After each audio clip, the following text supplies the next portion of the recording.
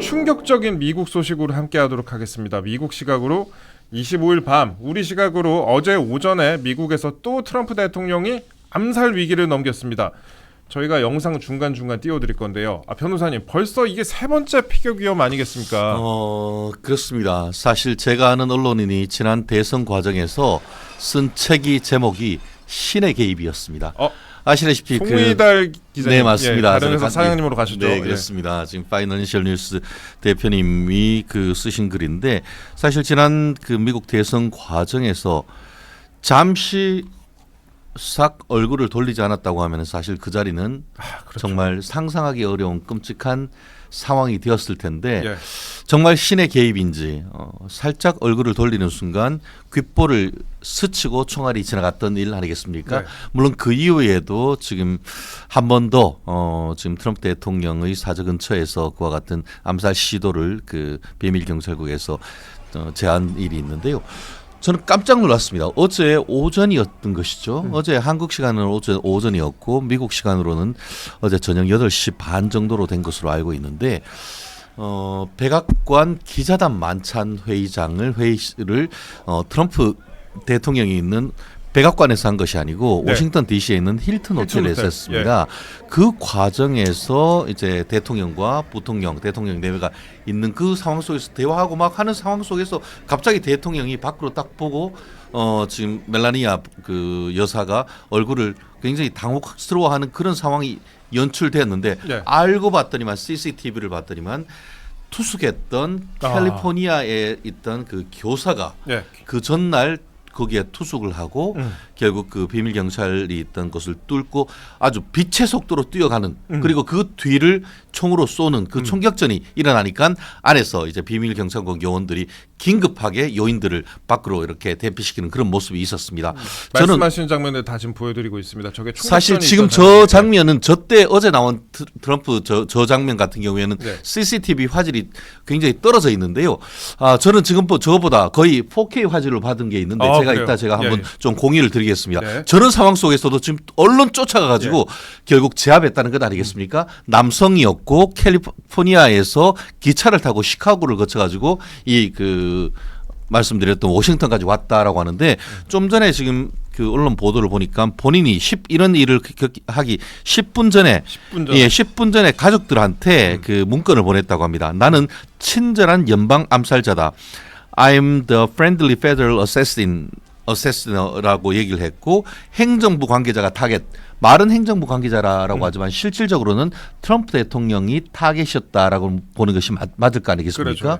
결국 그런 부분에 있어서 연방경찰국이 바로 현장을 제압을 하고, 또 그 상황 속에서 트럼프 대통령 같은 경우에는 특유의 승부사 기질을 한다고 할까요?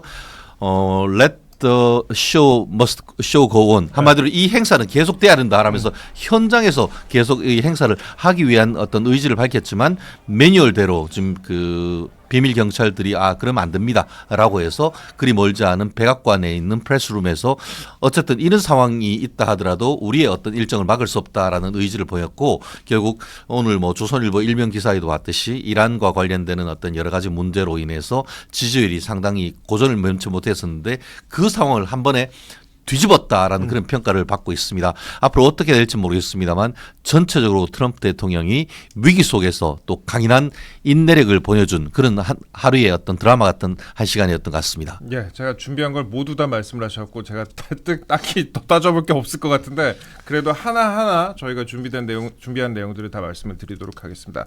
말씀하신 것처럼 지난 25일, 현지 시각으로 25일 저녁에 미국 워싱턴 DC의 워싱턴 힐튼 호텔에서 열린 백악관 출입기자 협회 연례 만찬 행사입니다.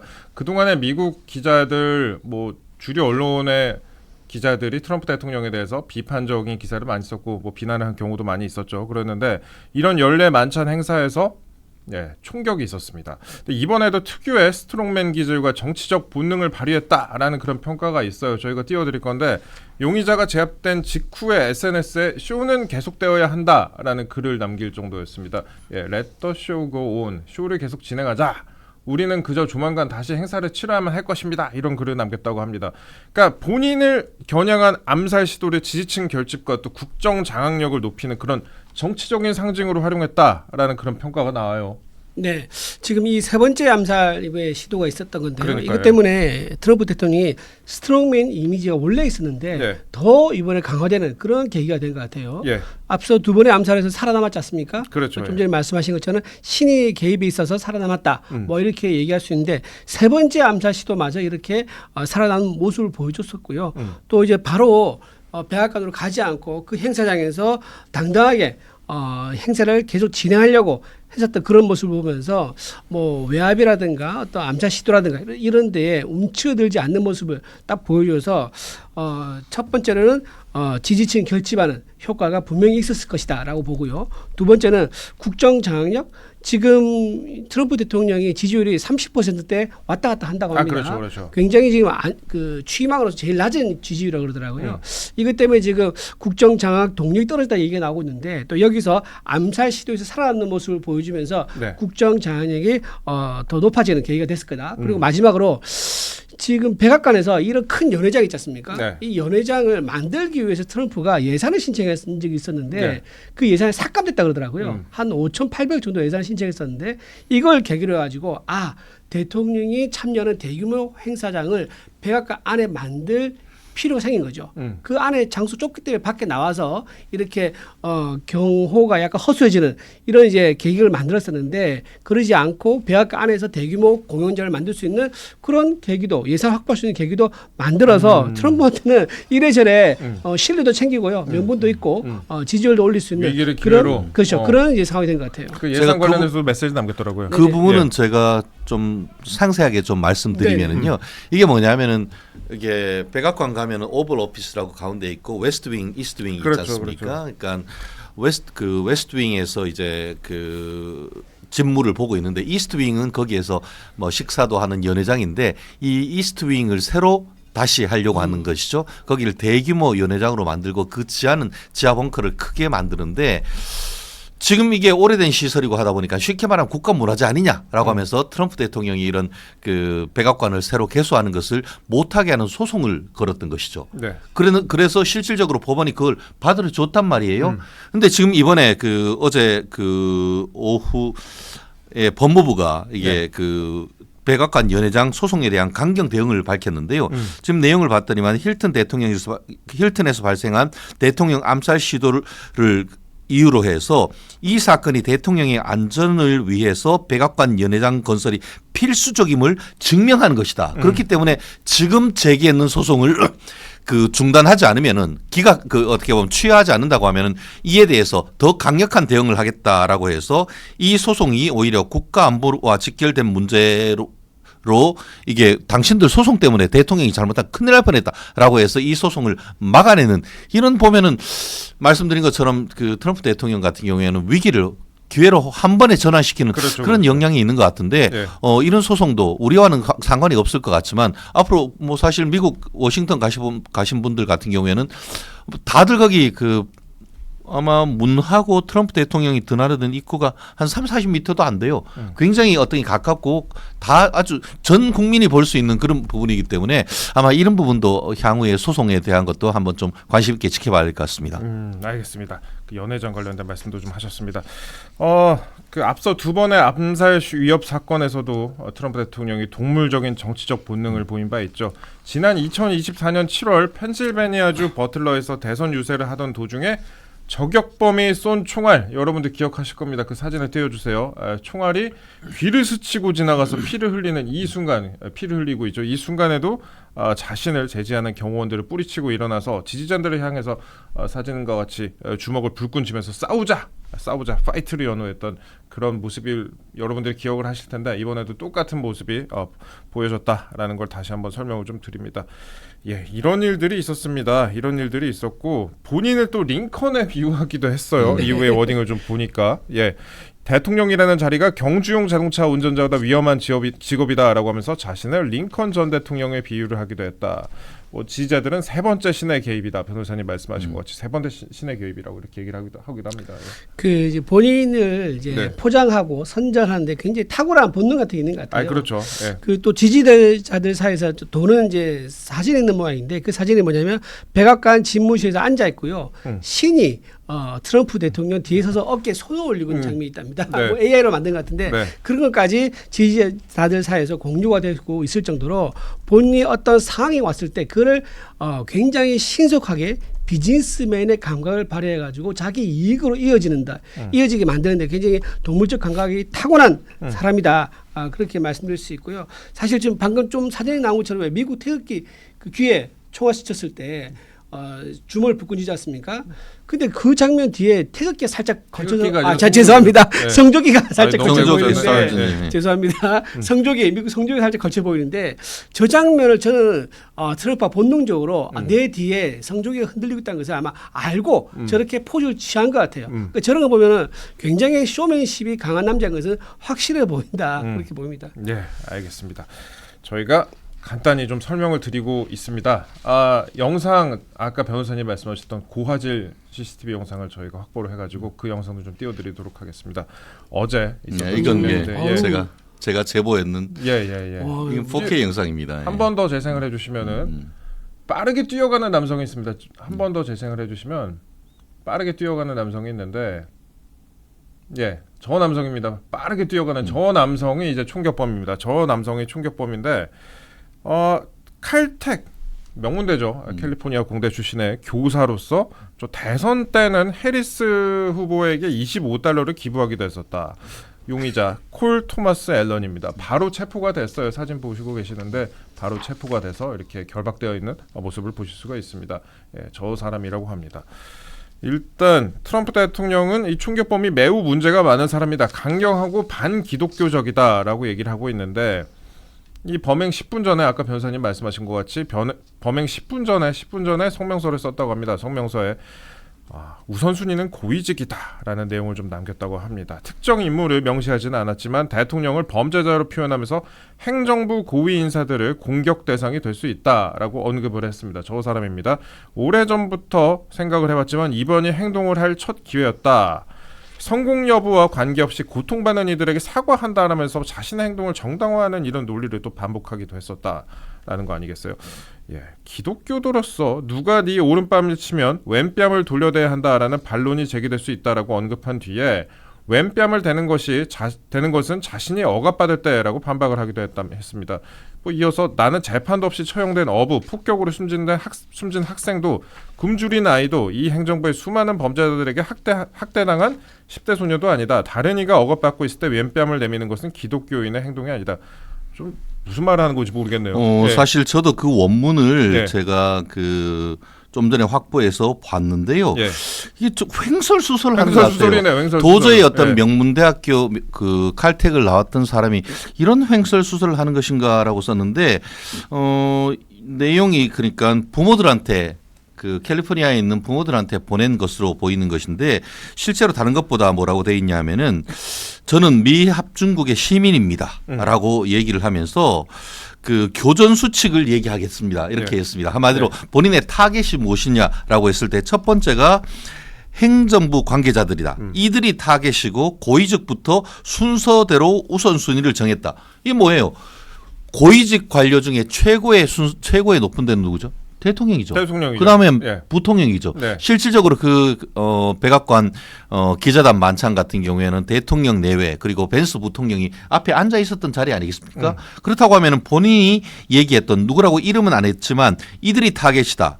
고위직부터 순서대로 우선순위를 정했다는 것은 트럼프 대통령과 벤스 부통령을 염두에 뒀다라고 볼 수 있는 어떤 고의의 대상을 보이는 것이고 그 대의 두 번째 타겟은 뭐냐면은 비밀 경호국이다. 필요할 경우에만 타겟이 된다라고 얘기를 했고 그 다음에 호텔 보안팀 같은 경우에는 가능하면 타겟에 제외한다라고 얘기를 하면서 호텔 직원이나 손님은 타겟이 아니다라고 해서 이와 같은 행동이 어떤 우발적인 것이 아니고 캘리포니아에서 시카고를 통해서 이 동부 끝까지 오는 동안 사실 그렇게 오는 것만 해도 며칠이 걸렸을 겁니다.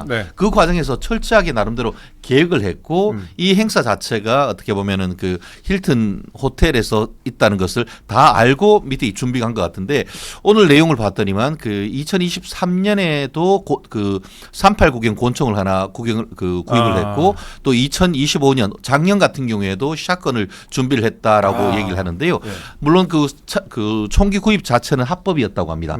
그런데 오늘 성명 내용을 보면 어떻게 돼 있냐면은 그 어떤 벽을 관통할 수 있는 그런 관통력이 있는 것은 쏘지 않겠다라고 해서 옆에 있는 피해를 줄이고 대상만을 저격하겠다라는 그런 의도를 밝히고 있는 것 같은데, 아무리 그렇다 하더라도 앞뒤 내용이 좀 횡설수설하는 것 같아가지고 과연 이 사람이 제정신이냐. 뭐 다른 것보다 지난 미국 대선 과정에서 그 민주당 후보를 정치자금을 보내는 걸 보면 민주당 지지자였던 건 틀림없습니다만, 네. 아무튼 뭐 이런 상황 속에서 미국 또한 이게 민주당과 공화당으로 이제 나뉘어 있는 분열상을 보여주는 대표적인 케이스가 아닌가 생각을 합니다. 예, 미국 유학파 출신 변호사님이 설명을 좀 해주셨습니다.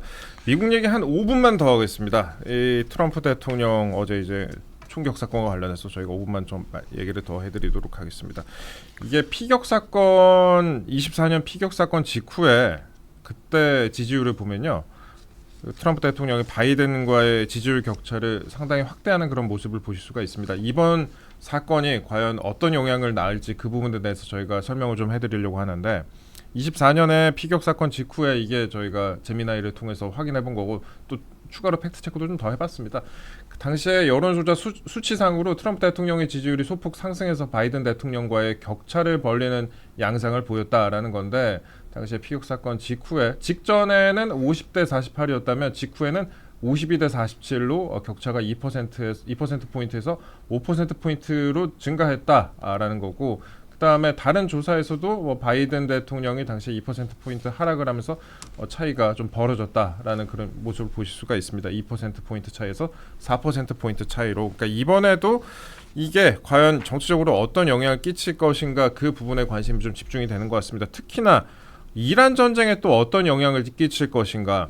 최근에 이란 전쟁이 좀 장기화되면서 트럼프 대통령에 대한 여론이 딱히 좋지 않았잖아요. 미국에서 좀 악화되고 있던 그런 상황이었는데, 몇몇 여론조사를 통해서 확인했을 때요. 그런데 이번에 좀 공간이 생겼다라는 식으로 현지에서도 해석을 많이 하는 것 같습니다. 그 바로 다음 날에 총격 사건 바로 다음 날에 언론 인터뷰에서 트럼프 대통령이 이란 협상 원하면 전화해라, 전화로 협상하겠다, 이렇게 나오기도 했어요. 예. 네, 그렇습니다. 파키스탄이죠. 파키스탄이 가는데 너무 시간이 많이 걸리니까는 예. 이번에는 전화상으로 비화폰이 다 있습니다. 예. 비화폰을 통해서 전화로 협상을 해도 충분히 가능하다. 그런 메시지를 냈고요. 지금 이제 이란에서는 지금 내일인가요? 지금 누구를 만나냐면 푸틴을 만날 예정이에요. 푸틴. 예. 푸틴을 만날 예정이기 때문에 이란이 푸틴을 만난다? 그러면 푸틴에게 뭘 요구하겠습니까? 이란이 현재 전쟁을 휴전하고 있는 상태에서 얼마나 더 끌 수 있으며 끌 수 있을 때 푸틴이 얼마나 도와줄 수 있느냐, 즉 무기라든가 또는 외교를 발휘해가지고 미국이 압력을 강하다든가 이런 것들을 이란이 푸틴에게 요구할 가능성이 대단히 높은 거죠. 예. 그렇기 때문에 굳이 그렇게 강대국인 푸틴과 러시아 푸틴이 만난다 그러면 파키스탄 가서 만나봤자 시간만 왔다 갔다 시간만 많이 걸리는 거고, 핵심은 간단할 거다라고 생각하고 있는 것 같아요. 예. 왜냐하면 푸틴한테 제거를 받거나 제안을 받아서 그거를 요구할 가능성이 많아 보입니다. 농축 우라늄 포기하지 마라, 우리가 지켜줄게, 이런 것들일 거예요. 그렇기 때문에 본인이 재빠르게 군사적 대응을 하기 위해서는 그 미국 국무부 벤스 부통령이라든가 네. 이런 사람들이 중동에 있는 것보다 미국 현지 내에 있는 것이 훨씬 안전할 것이다, 이렇게 보입니다. 네, 알겠습니다. 저희가 중간중간 좀 설명을 드렸습니다. 그리고 어제 영상 중에서 좀 긴박한 영상들이 좀 더 있었고, 그 영상들만 좀 설명을 더 드리도록 하겠습니다. 그 벤스 부통령 같은 경우에도 거의 경호원들에게 끌어내려지다시피 하면서 저 장면을 보실 수도 있고요. 저 앞부분에 이제 벤스 부통령 나오는 그런 장면도 있는데, 거의 무슨 끌고 가듯이 당시 얼마나 긴박했던 상황인지 충분히 알 수가 있을 겁니다. 이 영상들을 보시면요, 거의 뛰어가가지고 또 트럼프 대통령에 대해서도 이렇게 엄호화하는 식으로 밖으로 안전하게 대피를 시키는 그런 영상들을 보실 수가 있습니다. 미국은 또 그래도 이런 프로세스가 참 잘 돌아가요. 그렇습니다. 사실 저도 보면서 오히려 각각 어떻게 보면 전담 마크맨이 있는 건 아니겠습니까? 오히려 제가 봤을 때는 트럼프 대통령 멜라니아 그 여사 부부를 먼저 대피시킬 것 같은데, 전담맨 같은 경우에는 딱 그 확인을 하고 먼저, 그러니까 벤스 부통령 마크맨이 벤스 부통령부터 먼저 이렇게 이렇게 끌고 나가는 그런 모습을 봤는데요. 아무튼 저 상황 속에서 처음 그것보다 앞서 있는 사진이 있는데 지금 화제가 되고 있죠. 뭐냐면은 밑에 있는 사람이 그 비밀 경호국이 뭐 연미법 입고 있다가 제일 먼저 딱 연단으로 올라가가지고 좌우로 살피는 그걸로 인해 가지고 지금 아마 그분에 대한 어떤 그 영상이 전 세계적으로 지금 보이고 있는 그런 부분인데요. 아마 이거는 이제 총격 그 소리가 나오기 직전의 모습인 것 같습니다. 그리고 저 모습을 이제 스틸 사진으로 된 모습이 지금 많이 나오고 있는데 아무튼 이 상황 속에서 지금 어제 그 뭐 사실 개인적으로 그 이란 전쟁과 관련해서 이 나토가 크게 도와주지 않아 가지고 서로 서먹서먹하다라고 했습니다만 어제 프랑스 대통령 마크롱 같은 경우에는 바로 대통령에 대한 트럼프 대통령에 대한 위로 그리고 또 이에 대한 어떤 지지 성명을 냈고 이탈리아 같은 경우에도 멜로니 총리 여자 총리죠 30대의 총리 같은 경우에도 지지와 위로의 성명을 냈는데요. 그런데 우리나라 대통령은 뭐 하는가? 내긴 냈습니다. 냈습니까? 냈어요? 네. 왜 이렇게 늦죠? 그러니까 이런 부분과 관련해 가지고 좀 동맹이라고 한다고 하면은 이런 부분에 대해서 외교부가 신속하게 좀 대응을 했으면 한다라는 그런 부분이 좀 중요할 것 같고요. 말씀드린 것처럼 저는 저걸 보면서 뭐 제가 정말 꼬꼬마 때여서 기억은 안 납니다만 예전에 박정희 대통령이 8.15 어떻게 보면은 그 문세광에 의해서 그 유행수 여사가 저격될 때 그 어떤 비극적 상황이 좀 이렇게 겹쳤었는데 우리나라에서는 결국은 유경수 여사가 그때 이렇게 안타까운 서거를 했습니다만 트럼프 대통령 이번 같은 경우에는 신속하게 대응하는 모습이 상당히 인상적이었고 제가 국무부에서 내는 성명을 보니까 이렇게 돼 있더라고요. 레이어드 가드 뭐냐면 다층적 가드란 것이죠. 이것 같은 경우에는 호텔에 있고 대통령이 오는 배도 불구하고 외부에서 들어오는 투숙객에 대한 아무런 어떤 그런 그 검문 검색이 없었다는 점에 있어서 상당히 어떤 비판적인 견해가 있습니다만 그럼에도 불구하고 다층적인 어떤 그 측면이 있었기 때문에 그것은 절대 뚫을 수 없다라고 하는 얘기를 하면서 트럼프 대통령 자체도 성명을 통해 가지고 이제 그 비밀 경찰국과 이 관련되는 분들에 대한 어떤 그 찬사를 보내는 그런 글을 보냈었는데 다른 어떤 것보다 어쨌든 겁먹지 않고 어떻게 보면 바로 대응을 하는 그런 트럼프의 모습이 상당히 인상적이었고 오늘 같은 경우에 폭스뉴스뿐만 아니고 전통적으로 그 트럼프 대통령에 대해서 굉장히 비판적인 CBS 뉴스에 대해서 CBS에서 60분이라고 하는 60 minutes란 거에 바로 출연을 해가지고 인터뷰했던 그런 내용을 보면서 굉장히 어떻게 보면 국민들이 궁금해하는 것을 대통령이 직접 설명을 하는 그런 모습이 직접 소통을 하는 그런 모습이 상당히 저는 인상적이었다 그렇게 평가를 합니다. 알겠습니다.